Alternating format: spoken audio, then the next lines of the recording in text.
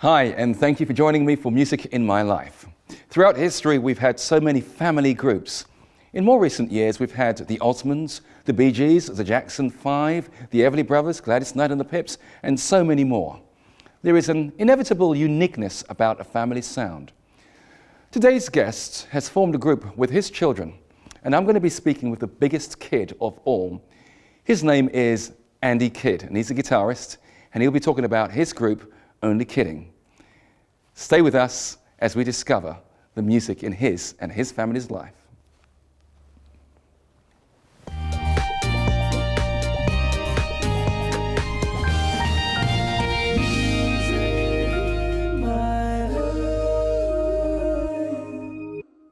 As a young boy, one thing I always looked forward to at Christmas, as well as the gifts and the nice food and family fellowship, was watching the film The Sound of Music.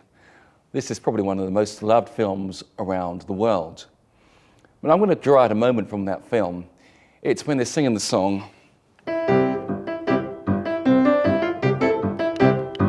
So Long Farewell.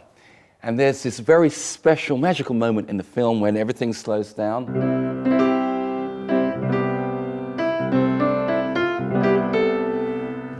When the youngest daughter, by the name of Gretel, actually sings on the stairs. And that moment gets me every time. I must confess that I often shed a tear, but don't tell the wife.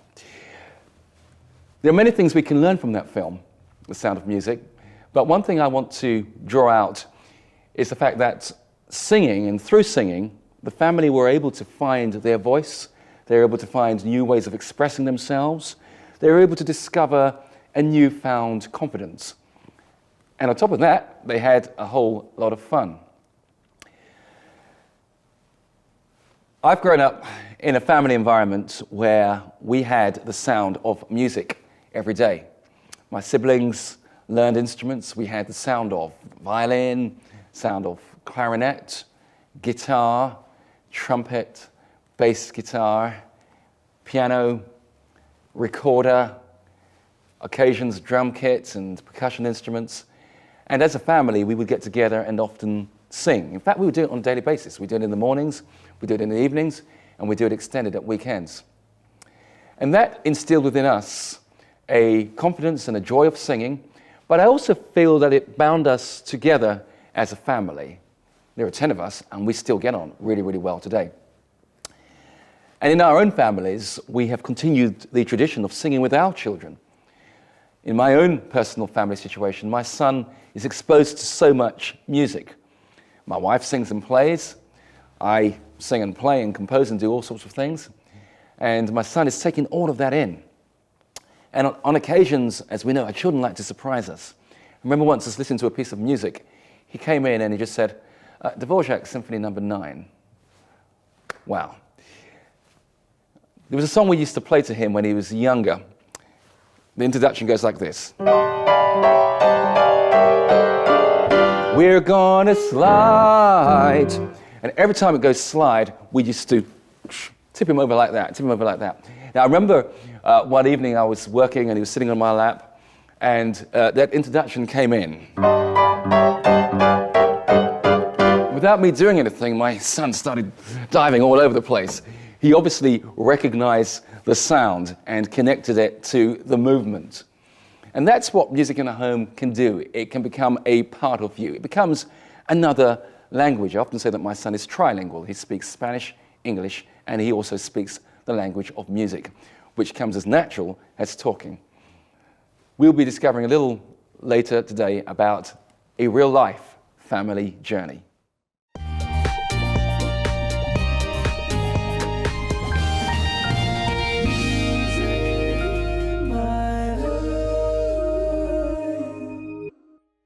Endi, thank you very much for joining me here on Music in My Life. It's been a long time since we've actually played together. We played together back in what, the 2012, I think, was the last one that we did, and that was a lot of fun. But yes, oh yeah, it was a BBC show, wasn't it? Yes. That's right. So it was one of their specials, I think, on gospels and spirituals, and I was playing in a band for you. Yes, of course.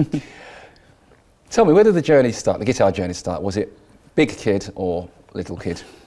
Well, I've often said I will always be a kid. But I was probably about 8 when I I just saw lots and lots of musicians in the local church that I attended. Very musical church. And they had musicians starting from probably around 12 years old, and a lot of people in their older teens. And they were playing in bands with keyboards and bass and guitar. And I was transfixed by the guitar. So I would be bending the ear of my mum every week saying, I want to learn, I want to learn. And nothing seemed to be happening. And then one Sunday, she said, oh, get ready. I went, why? I says, well, one of the guys from church has offered to come along and teach you and a cousin. And she had bought some guitar strings. We had an old guitar hanging around the house that was unstrung. And that was the start of the journey. I had my first lesson. My cousin started as well. He didn't last quite as long, but I've been playing ever since. And that's, I don't know, many years. So what would you say is about the instrument that attracts you to it? Because, I mean, let's face it, you know, there's a supremacy of piano, isn't there? I mean, you can't do this. Of course, this is true, but I think if you try and find middle C on your piano, yep. Okay, so I've got a C there, but I've got another middle C. Could you play your other middle C? Yep. And I've got a middle C here, and I've got a middle C here, and I've got one over here. So one of the things about the guitar, I think, is that there are so many choices in voicing. Yes, we can only play maybe 6 notes at a time rather than 10, let's say. Unless you've got a 12-string guitar. Well, this is true. You can double up on your notes. So yeah, that's one of the things I love about the guitar, is that it's also, one of the things that you can do quite easily on the guitar is you can bend notes, you can slide into notes, you can silently bend, you can go. And so there is so much expression in the guitar that it's both a solo instrument as well as being a rhythm instrument, as well as being a melodic instrument. So it's just incredibly versatile. It becomes an extension of your musicality and your singing voice, maybe. Right. Now, a long line of guitarists. Okay, which is the one for you and why?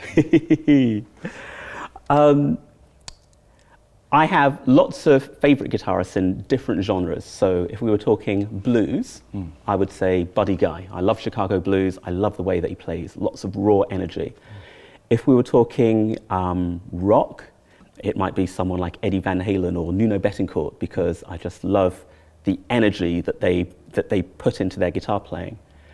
But the guitarist that speaks to me the most and has probably influenced the way that I approach guitar more than anyone else is a guitarist called Dan Huff. And most people will never have heard of him unless they do what I do and read the liner notes on CDs. That's why I prefer having the physical products, because it's not just about there's something about record collection, but no, I like to see the credits. You know, who's actually played on this? Absolutely. The first time I picked out Dan Huff, I was at university, and I was getting into rock guitar, lots of fancy techniques, two-handed tapping, and all of that kind of stuff. What did you study at university? I'm an electronic engineer, so I did a master's in electronic engineering. And I did a minor in French. So, okay. So how does that tie into guitar playing? I mean, are there similarities in terms of the way that the mind actually thinks, in terms of, as an engineer, obviously there's obviously a logic that you need to apply, and speaking French, I mean, you need beaucoup de logique. Et voila. So yes, there is a lot of logic in music playing, and you may have come across a lot of studies that show that kids do a lot better in maths and those types of subjects because of music.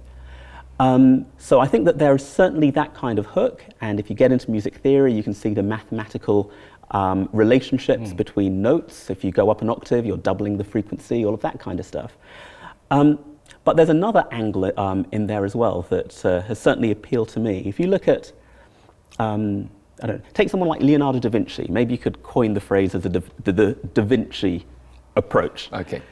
He was both an engineer, someone who was pragmatic in making things and happen, getting things done, but he was a creative as well, and he would explore the arts, and they kind of just merged together. And I'd spent a big chunk of my career in R&D labs, And there, yes, you'd find some people who would be, the stereotypical engineer that you'd find on, I don't know, Big Bang Theory, who were quite nerdish.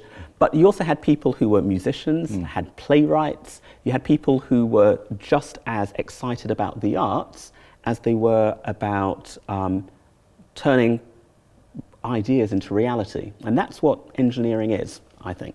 Well, picking up on turning ideas into reality, I'm going to get you to play now because you've written a song, you're a songwriter. I mean, what inspires you in terms of your songwriting? Hey. Or did something inspire you to say, well, oh, there's a songwriter in me? Have you always written songs, or is that something? Not so much. I mean, I've always come up with musical ideas because I see that's the role of the type of guitaring I play as a bit of a session guitarist, doing a bit of television, a bit of touring, a bit of recording. But the step into, well, I'm not just going to record the guitar part, but I'm going to write the entire song. That was something that I kind of fell into, and I found myself really, really enjoying it. It, again, stoked the fires of lots of creativity. And I've had a lot of fun just exploring, developing chord progressions, voicings on guitars, ideas that hopefully are musical, and then finding the words to go along with it. Okay, well, we'll be the judge of whether it's musical or not. Play it. No pressure there. This is something that that I wrote on guitar.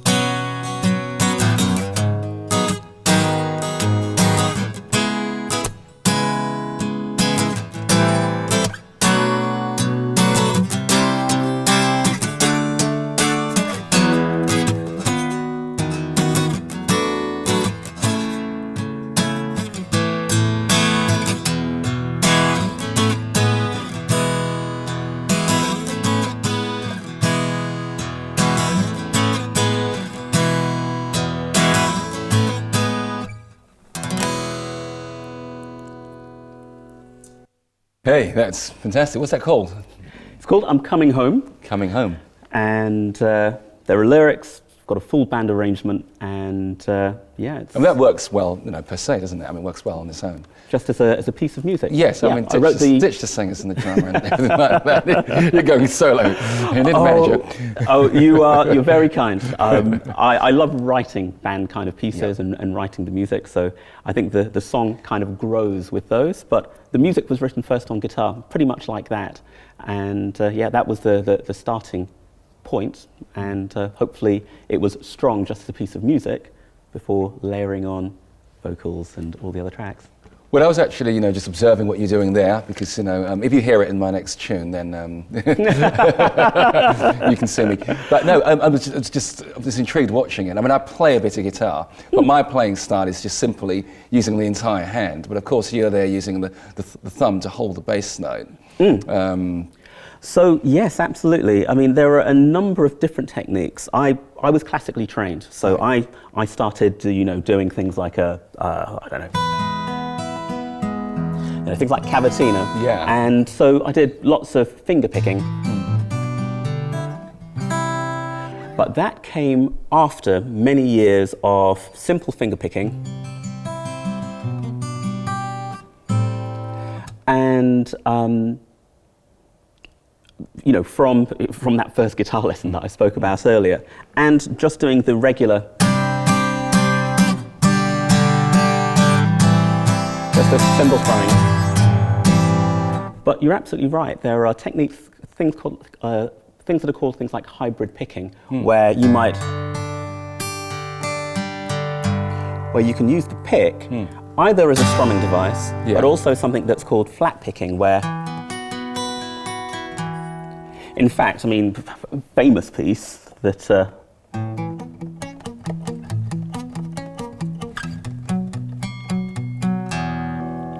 can we do that bit again and I'll play it properly? But so if I do that example again, maybe it's better on electric a little bit later, if that's okay. Yeah, no, that's fine. You can do it.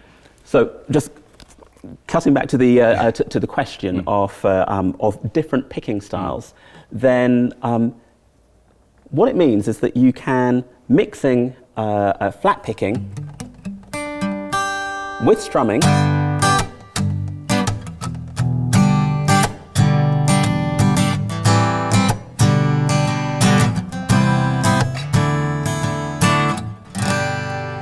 And you can use your fingers, so you can mix between flat picking and what's going on with your fingers, and I just find it, again, very expressive.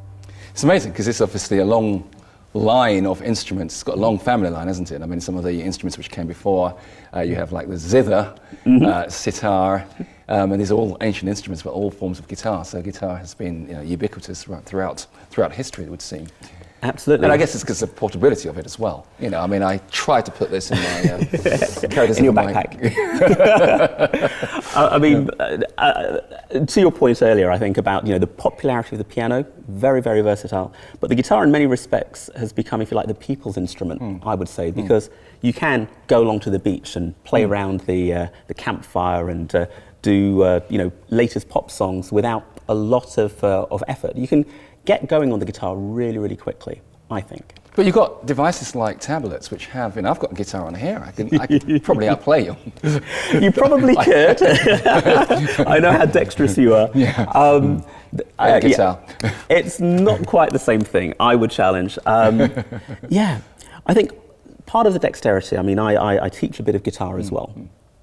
And there is so much that is done, if you like, in coordination between the left hand and the right hand. So you might have things where you are playing with a pick, and for example, actually, can I switch to another guitar and I'll use that as an example? By all means, I was going to say, you've got a family of guitars. Yep. But before you delve into the family of guitars, let's talk a little bit about your own family, because I gather that you are passing the musical gene on to your progeny, and you have a group, and it's my kind of name because I love a little bit of play on words and a bit of cheese. It is a little bit cheesy. It's Only Kidding. Well, that's very handy, isn't it? Because our family name is Kid. Yeah. So you're absolutely right. The name actually was chosen by my middle daughter. So I have. So what do they play? girls. What do they play? You've got 3 daughters. So what do they actually Three play? daughters. Let's see. Hannah is my oldest, and she plays guitar, of course, bass. She takes lessons with me for those two. She plays drums very well. She plays piano very well, and she takes singing lessons. Mary is my second, and she plays all of those as well. So it is guitar, bass, drums, and piano, and she takes singing lessons also. She's also the lead singer in our group, I would say. So those are the oldest two, 14 and 13 now. My youngest is 7. Her name is Sarah, and she plays guitar and piano, and she also takes singing lessons. Wow. So that's... So is there a rota system, you know, this week you're on guitar, this week you're on drums, this week you're on whatever? I think my music room in my house is used more by my girls than by me. My wife is Japanese, her name's Yoko, and she is very good at making sure that they're diligent in doing their practice. Wow, okay. So they all started their instruments at about 4 years old, That's and they're turning to fine musicians. Absolutely amazing. Absolutely amazing. Right, now you can go to the other family because, you know, it strikes me, you know, guitarists are always carrying lots of guitars around. Now, when they go and smash guitars on stage, are they real? That's a very good question. Often, the song before the smash or before the burn, they will swap out to a cheap guitar. They will play it for that one song.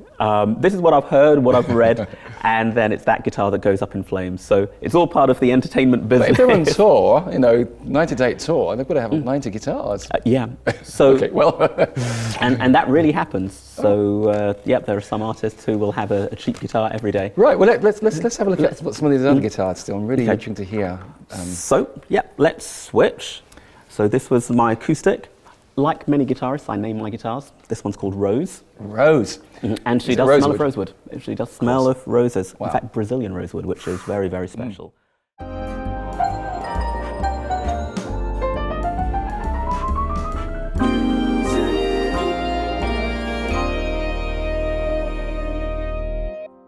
So this one is Adua. African name. Yes. Beautiful black guitar. And this is a Fender Strat, and probably famous for having, you know, quite a very versatile sound, but also a very wiry sound from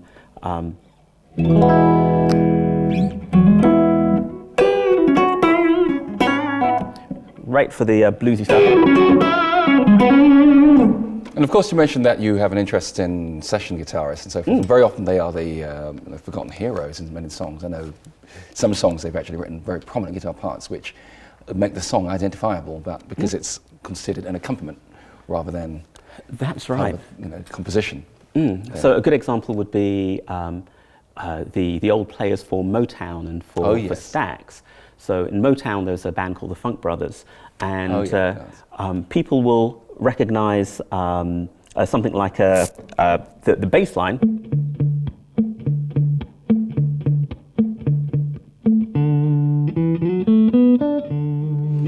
I've got sunshine. Okay. Exactly. Wow. And it's a guitar part that kind of makes it. You've got lots and lots of guitar in R&B and soul and funk playing, and I think it's absolutely lovely. Booker T and the MGs were the band at Stax, in Stax Records, and a fantastic guitarist there called Steve Cropper, and he'd play things like what's it called? Sitting on the Dock of the Bay. Oh, yeah. So, sitting in the morning sun. And then when his bit comes in, he does something really, really simple, like, it's like.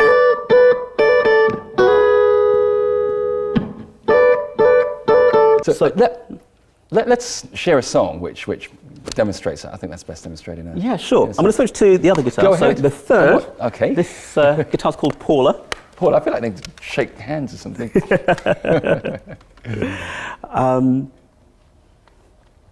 So it's a long tradition. So B.B. King was known for Lucille and naming his guitars. Yeah. And so I've kind of gotten into the habit as well, because they're very personal instruments. Indeed. Every single one Indeed. comes from a different part of different trees, and they end up with their own personality.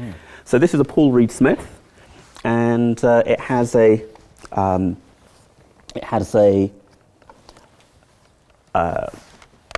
big fat humbucker sound, big fat mid-range, which is great for jazzier stuff and great for rock as well. So to your point about contemporary styles, that can be really useful if I'm going for that big rock sound.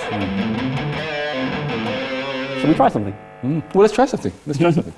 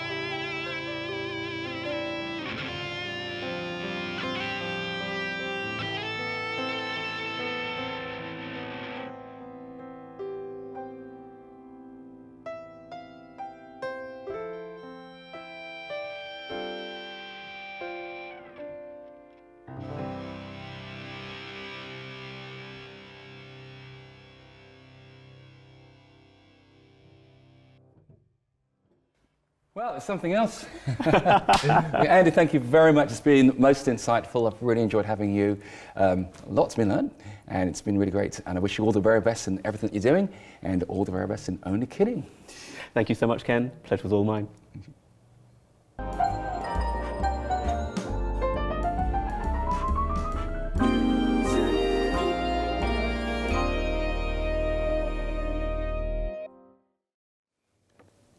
Many singers who sing in choirs will say that it's not just beautiful musical harmony, but indeed it's a harmony of hearts.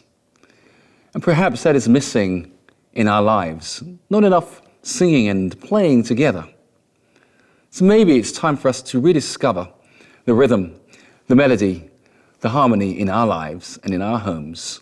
And as someone once famously said, let brotherly and sisterly love continue. Join me again for Music in My Life.